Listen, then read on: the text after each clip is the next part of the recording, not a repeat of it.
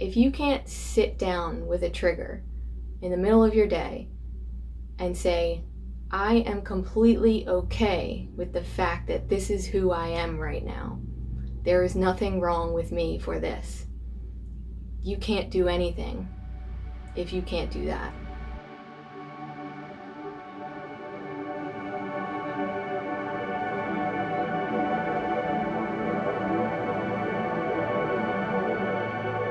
Hello and welcome back to the Exist Better YouTube channel. Today we're going back to the basics. So I realized that we never really got into the very foundational basics of shadow work here. You know, what is it? What is the definition of shadow work? How do you know if you're doing it or you're not really doing it? Because it's actually kind of hard to tell the difference. And I want to talk about the shadow of how we do shadow work. So the title, it may be a bit misleading here, but this is foundational stuff. This is really like fundamental stuff. For some of you guys, it's going to seem like common sense, like you already know this, but it's the kind of stuff where you can be doing it and not know that you're not realize that you're doing it. We're not going to talk about how to do it because I have another video, an old video about that, but what exactly is it, and why is it that so many people are doing all this shadow work but not really getting anywhere? And essentially, why are people still so powerless and feeling very victim-y and feeling like their life never changes if they're doing all of this self-awareness work and it's supposed to make them more empowered? What's the deal? Why isn't it working? First thing, if we want to understand shadow work, we have to understand what it is not. So there are two dominant, in my opinion, dominant cultural, I don't know what you want to call it, cliques, tendencies, whatever, two ways that shadow work tends to go in mainstream culture. Well, technically three. So the first one, of course, is people don't know anything about it. They don't know what the shadow is. They don't know they have one. They don't know anything about the subconscious. So that's probably the majority, I would say, group three.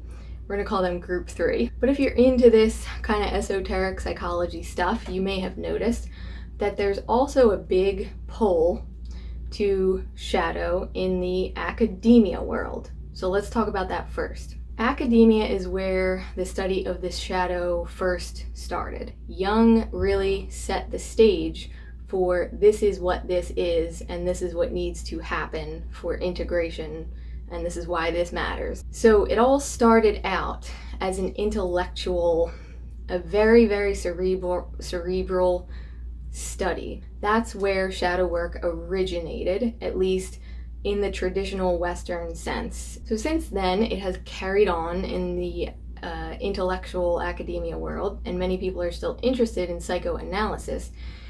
The shadow to this, should I say, is that when it's all in the mind, we're not actually doing shadow work. We're learning about shadow work, which is great, but it's not doing it. So the shadow of intellectual and academic Jungian shadow study is that it intellectualizes to the point of rendering it completely obscure and hard to understand. It's not very accessible to the average person. It kind of just becomes this like snobby intellectual thing that most people just don't really have any interest in. This mind-based method for doing shadow work isn't really doing shadow work. It's just talking about it and learning about it in kind of a scientific way. It doesn't actually show you your shadow, ironically. It's just the academic study of the topic. Second big group that's talking about a lot of shadow work is, of course, the New Agey group, whatever you want to call that. Spirituality, metaphysics, New Agey type people. A lot of times these people are a lot more emotion-centered, heart-centered, as opposed to logic and head-centered like the academic people, right? So these people tend to go the more esoteric, metaphysical route with how they learn about shadow work. So they might They might use tarot cards, they might use crystals, they might learn about chakras, they might, all that kind of stuff they might do, like following the moon and astrological patterns as a means to release shadowy stuff. Now, before anyone gets offended, I'm super into the intellectual stuff and I'm super into the esoteric stuff as well, so this is not me attacking or anything like that. However, there is a massive limit to what you can do as far as like unearthing your shadow when you're just doing things like looking at tarot cards or looking at symbols and archetypes and playing with those ideas. And again, this is more learning about the subconscious and learning about the shadow. It's not doing shadow work, right? You're starting to see a pattern here. The academics aren't doing shadow work, and a lot of the metaphysical people are not doing shadow work either. Again, this is a generalization. I'm sure some of them are.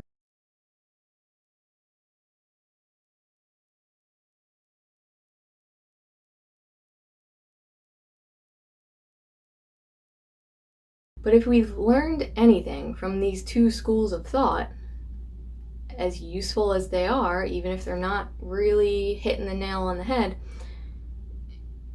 the shadow is yin. The shadow is the subconscious. The shadow is watery, emotional, those sorts of qualities. It's dark, it's murky, it's unclear, it's very highly symbolic. For this reason, it's incredibly confusing. It is not linear, it is not straightforward. So you could be sitting there with all the esoteric knowledge in the world, you've read all the Jungian books, you know what all of the symbols mean, and you're sitting there trying to interpret a nightmare you had. And when it comes down to it, if you can't feel feelings, you're never going to get anywhere. So this leads us to the main point of this video, and it's that if you're not dealing with negative emotions, bad habits, and triggers, you're not doing shadow work. And I know to some of you that's going to sound super obvious, like, yeah, duh, but I have been really surprised with how many people I've talked to who have a completely different definition of shadow work than I do. And when I kind of like poke around and like hint at, they'll be talking to me about a problem or something, and I'll kind of talk about emotional processing, and they're not aware of that. Maybe on some level they know it's good to be getting in touch with their feelings and things, but I continue to be shocked at how few people are doing that. So more than any book you'll ever read, and like I said, books are great, tarot cards are great, astrology, whatever you're into, that's all great information.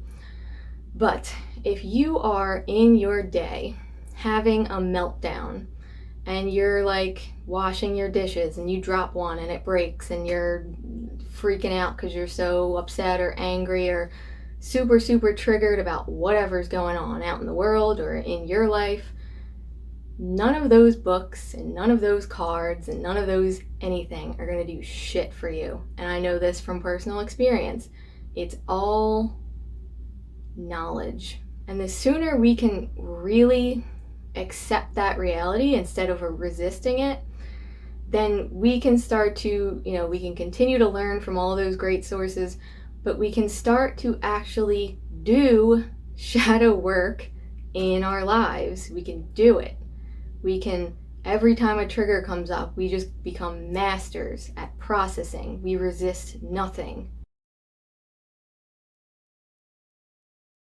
If you can't sit there doing nothing but feeling in your body and feeling and naming what that emotion is, instead of blaming this person and blaming your mom and dad and boyfriend and your boss and like obsessing over what's happening externally, obsessing on the yang, on the action, what do I need to do? If you can't stop obsessing about those things, because this is an obsession for a lot of us, we we'll go into a therapy session and the whole entire thing is spent talking about this person upset me and my job is like this and my boss doesn't understand and all of this nonsense, distraction. That is the avoidance of shadow work.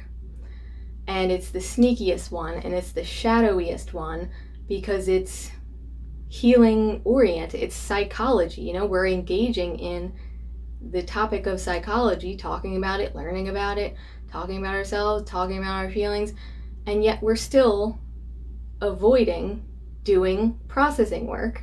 So this is the ultimate shadow of shadow work, and it's, in my opinion, it's the main reason people don't really make noticeable progress, because they don't get insight into how they feel on a daily basis and what they're really up against. Because what you're really up against is never going to be anything outside of you. All that's just a mirror. What you're up against is the recurring chronic negative emotions, the feelings of victimhood, the feelings of powerlessness, the bad habits, and the triggers that you haven't been able to sit with yet. It's your resistance to all that. That's the main thing stopping you from making any progress. So that's it. So if you're new to this, I hope you kind of consider this like a crash course. I know I'm a little bit blunt, I'm a little bit mean about it, but I do that so that people get what I'm saying. And even if you're not new to this, if you feel like you're in a rut, you feel like your practices haven't really been getting you any self-awareness or really change, external change, remember this fundamental square one thing. Shadow work is about feeling feelings, recognizing bad habits, discovering where they come from, discovering the unmet need, and then trying to meet the need, being radically compassionate and receptive to your triggers, being willing to prioritize, stop in the middle of your day and sit through a trigger. You make this a priority, and that's when things start to make more sense. Many of us are living very, very far out of sync with what is ideal for us. And a lot of the problems, mental and emotional, that people have can be summed up to that. We're living way outside the realm of what is ideal for us personally, and only shadow work can give you the awareness of what needs to change and the resilience to deal with all that dark stuff and look it in the face and not crumble to pieces or run away or distract yourself or blame someone else. That is learning shadow work. The end.